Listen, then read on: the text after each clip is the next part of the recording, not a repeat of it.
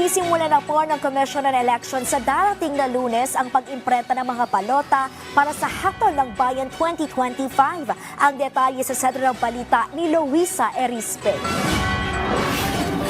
Puspusa na ang preparasyon ng Commission on Elections para sa Hatol ng Bayan 2025. Katunayan, sa susunod na linggo, magsisimula na ang COMELEC sa pag-iimprenta ng mga balota sa National Printing Office. Sa January 6 po ay magsisimula ang imprenta natin ng balota.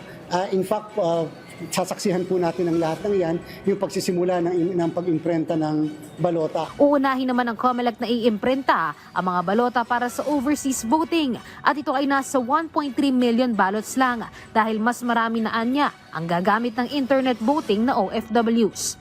Sa linggo, ilalabas na rin ng COMELEC ang mismong itsura ng magiging balota. Bagamat hawak na nila ang pinal na listahan ng mga kakandidato na masasama ang pangalan sa balota, aminado ang COMELEC, posibleng may mapabilang pa ring pangalan sa iimprentang balota na disqualified candidates o di kaya ay madagdagan pa ang pangalan dahil may mga nakabinbing pangkasong disqualification sa kanilang tanggapan at may mga na-disqualify din na umapela pa sa Korte Suprema. Meron pong wording doon na meron maaaring pangalan na kasama pa pero maaari pong matanggal pa kapag po lumabas ang final and executory judgment ng komisyon. Isa naman sa umapela sa mataas na hukuman, si dating Caloocan 2nd District Representative Edgar Erice. Nakakandidato sanang muli sa Kongreso pero nadiskwalipika ng COMELEC and Bank dahil umano sa pagkakalat ng maling balita sa eleksyon. Ang hiling ni Erice sa Korte Suprema, maglabas ng temporary restraining order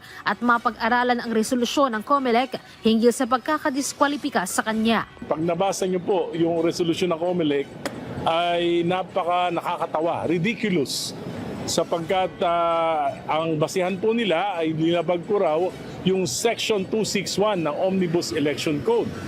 Pero maliwanag na maliwanag, kahit basahin nyo ngayon, ito po ay malalabag mo lamang sa araw ng halalan. Binigyan diin din ni Erice, hindi totoong nanggugulo siya ng eleksyon at nagkakalat ng maling balita. Katunayan, nais niya lamang malinawan ang mga issue sa kontrata ng COMELEC at Miro Systems Company Limited, ang automated counting machine provider ng bansa para sa halalan. Yung pong mga sinasabi ko may batayan, iyan po ay aking constitutional right para i-criticize ang isang ahensya ng gobyerno at sino mang pinapasweldo ng mamamayang Pilipino. At ako po isang taxpayer. Hindi po ako kasalukuyang opisyal ngayon, ordinaryong taxpayer. At gusto nilang kitilin yung aking karapatan na yan.